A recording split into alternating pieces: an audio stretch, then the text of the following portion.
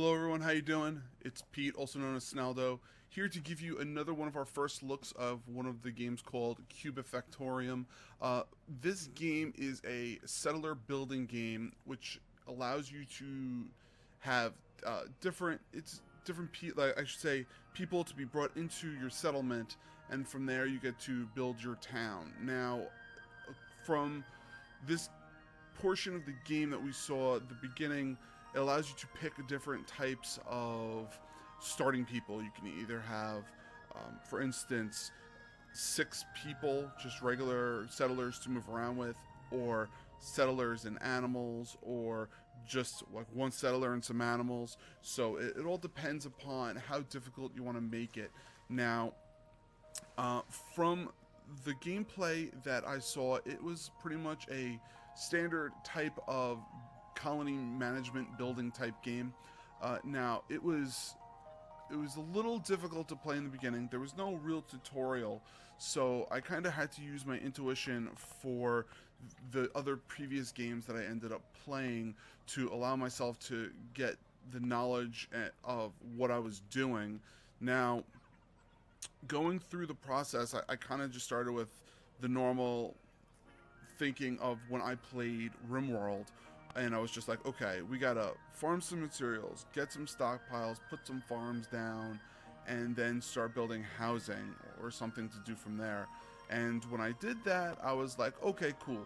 So I put some farms down, I put some pastures down for some animals, and it worked out pretty nicely. But for instance, my house wasn't being built. Now, I kind of had to click around and figure out what was going on at that point. Now, I chopped down a lot of trees.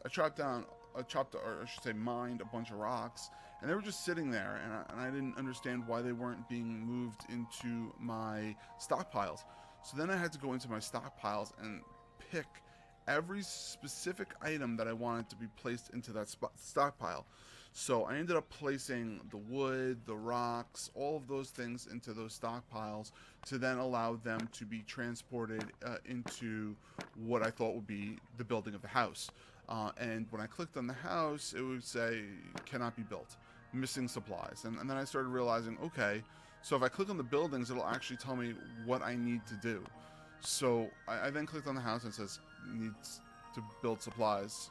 So then I was like, okay, what supplies do I need? And it gave you the list of things. And then from there, you'd end up going into trying to figure out how to build those. So then I was like, okay, well, there should be some type of like workshop or mill or blacksmith or something along those lines. So I ended up taking those blacksmithing people and I ended up putting them into the location. And then they started building that. And I said, okay, cool. And then I tried to assign a person to it, and I had no idea how to do that. And then I was like, okay, so I guess I gotta click this colony button up here on the upper right, and then choose the person, and then eventually they'll go there. But it didn't go there. And I was like, what is going on? So then I ended up choosing the items. I was like, oh, okay, the items are green. Green usually means go, they're going to be made. And it wasn't being made, and I was like, okay, what is going on? And then I realized the reason why this game is Kubifaktorium is because of the game Factory that ended up making everything automated. So I was like, all right. So in that game, you'd end up having to click different types of objects to allow them to pull into different locations. So I ended up clicking on the workshop, and then I clicked on the stockpile, and you see an arrow form. And then you're like, oh, okay. That means, I guess, you're going to be taking supplies from this location and put it into the stockpile. Let's see what happens when I did it in the reverse. So then I would click the stockpile, and then I clicked the workshop. And then it said, okay, we're going to take supplies and start going back and forth. And then they started moving back and forth and making those supplies. And I was like, awesome. This is great. And then trying to end up making the housing. So the housing ended up working. They'd end up starting to build that. And I was like, oh, okay. I'm like, pretty good, pretty easy. Okay. Now that I kind of understand the global thought process of everything, I was like, okay, this is cool. So I tried to then do something else and tried to make a wheat farm. And I was like, cannot make wheat. Soil bad. I was like, okay, so what else should I end up doing then with this? So I ended up looking around on the map, and then on the upper portion of the map, I saw a farm with wheat on it. And then I realized you needed different soil. So there are desert soil, regular plain soil, and I guess a moist soil. And then you'd end up having those, and then you could plant there and farm on there. So eventually, I ended up being able to chop down this mid-portion mountain that was in the middle of the place, and then being able to go up north, and then end up taking those farms over and being able to start producing wheat for other things. Now, the beginning was a little weird because I didn't understand how to play it, like I was saying. But all in all, once I kind of got into the groove, I kind of was like, okay, this isn't that bad. This is kind of easy. It was also only the first level, and I was like, all right, this is going to be fun. Now, from other types of gameplay that I've seen that there's also fighting. So you have to end up fighting like spiders and things that are trying to invade your home. Now, this game is in early access, so they consider this an indie game, early access, and it was a Kickstarter game. So there are portions of it that I feel like they can have some growth on, but all in all, the gameplay portion of it, I thought was good. I thought that they have the basic plan, basic ideas, and basic things that they're going to need to be able to produce this game and push forward. I think that is fantastic. This key was given to us by publisher and developer Mirko Sethi,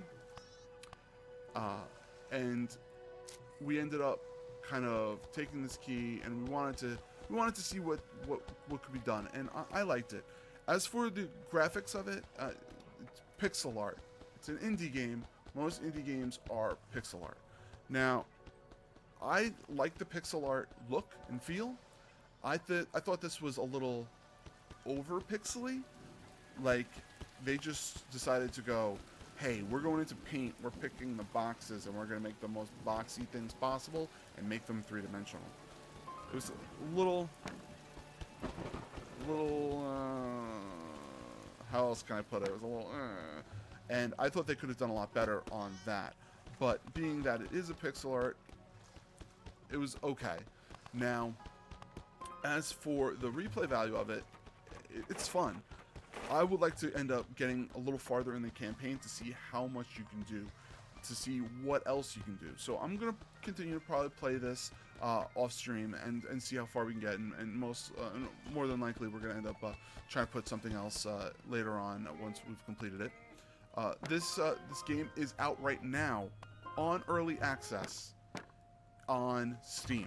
The price of it's not that bad. It's pretty good. So if you wanted to end up going to take it and, play with it and see how it goes, I would definitely recommend it. And I would definitely show this developer some love, because they're doing some good work, and you can see that the automation portion, which is what I find to be the most interesting. I ended up putting a brewery down, and I was like, okay, brewery's down. It needs water.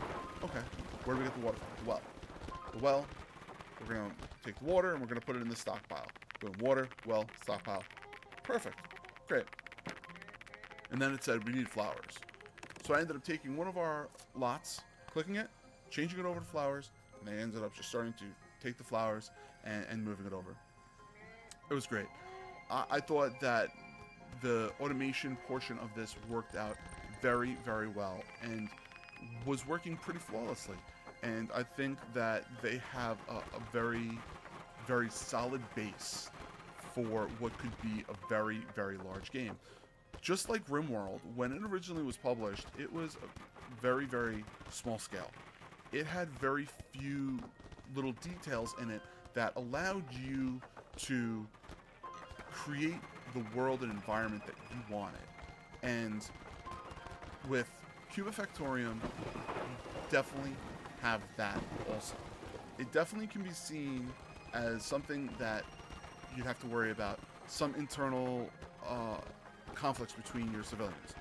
You could definitely have some more external people attacking, like donkeys, or you can have wild beasts of some sort, or something like that. You can definitely have more than just one thing that can end up being in there, and it's really good. So I would love to see the farther portions of it, because you can end up automating it using trains, zeppelins. You have to land tracks down for those trains. So I love endgame of things, and this I think is going to have some great endgame, and I cannot wait to get into it. So everybody, this is Pete, also known as Snalydo once again. Just wanted to tell you thank you very much for checking out our first look video. Now, the Ironlords podcast is on Sundays. Keep an eye on our Twitter to see when we'll be going live and getting that link so you can check us out. I'd like to thank you once again, Mirko Sethi, for the key for us to use, and have a fantastic day. Thanks, everybody.